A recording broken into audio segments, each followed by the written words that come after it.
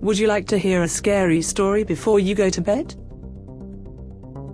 Jenny was actually a good student. She got good grades, was on the field hockey team and tutored every weekend at the library.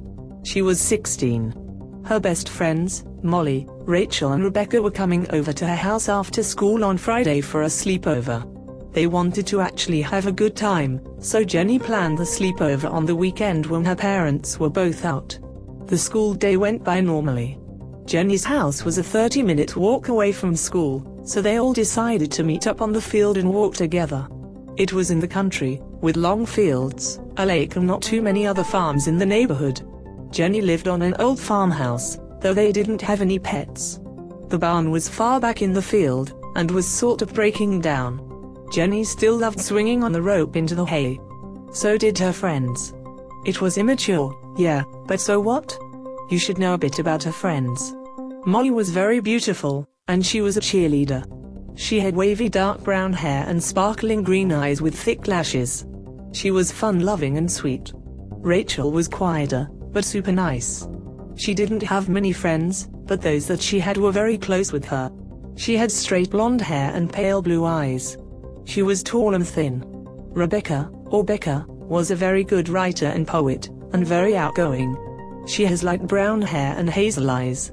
Anyway, so the four were walking home, cutting through fields and bridges. The sky was darkening quickly, and the horizon was hazy with rain in the distance. Luckily, before the rain was really starting to come down, they got inside. The house was really, really big. It had 8 bedrooms, 3 bathrooms, and 4 floors, including the basement, which was furnished. It was in the middle of nowhere. The closest neighbor was the school, half an hour away. The friends got snacks, hung out and goofed around. It was awesome and fun. They were in Jenny's bedroom, which was in the attic but was super cool, when the phone rang. Jenny picked it up from her bedside table. Hello? Heavy breathing hello? Jenny hung up. They didn't take notice of this call. The phone rang again and Jenny picked up. Hello? Heavy breathing, stop calling, you creep. She was about to hang up when somebody spoke. I am in the barn. Who is this? I'm in the barn. Jenny slammed the phone down. She was creeped out. She told her friends and they giggled nervously. They started to wonder if maybe they should go out when the phone rang. Out of reflex, Jenny picked up. She realized her mistake and froze, silent. A voice came through. One little piggy in the barn. Then it hung up. Jenny gulped and slowly put the phone down. We're getting out of here, she said quietly. She was extremely scared, even if pranksters did this all the time. Yeah. Becca agreed. The others nodded. And don't pick up the phone. Jenny switched the phone so it would go automatically to message, and she wouldn't pick up accidentally. They started to go downstairs, but Rachel stopped. What if he's down there? She whispered. They silently climbed back up.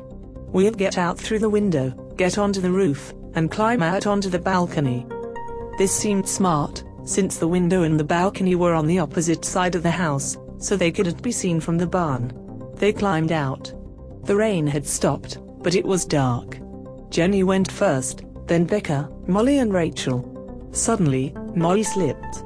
Nobody had time to grab her, and she fell 4 floors down, into the hedges. They all scampered to the side of the barn and saw Molly. She wobbled to her feet, and slumped against the wall. She was breathing, but her face was blooded. Jenny nodded to the balcony, where they could climb down. They all did it. Jenny raced over to where Molly had fallen, but she wasn't there. There was blood, but no Molly. Jenny heard the message machine through an opened window. One little piggy slipped down the roof. 2 little piggies watching you. 1 is dead. There was laughter, and it hung up. Jenny and the others automatically started running. They cut through a field, sprinting the whole way. Jenny heard a thump but ignored it. She was terrified.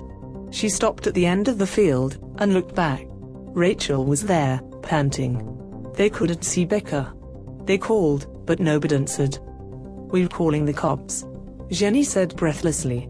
She pulled out her cell and it rang, just as she opened it. A voice said, One little piggy tripped and fell. Nobody helped her, and so I helped myself. 3 little piggies, oink oink oink. Jenny gasped and nearly fainted. Rachel caught her and dragged her towards the lake. "We'll hide," she whispered. There was nowhere big enough to hide 2 teens. Rachel climbed into a small cavern between the rocks and Jenny climbed a tree. A few minutes passed. Jenny's cell phone buzzed. She didn't pick up. She felt tears in her eyes, but she didn't pick up. The buzzing stopped. The message came on. "One little piggy hid in stone." She was waiting all alone. I stopped her loneliness and fear. "And you know what? It is you I can hear."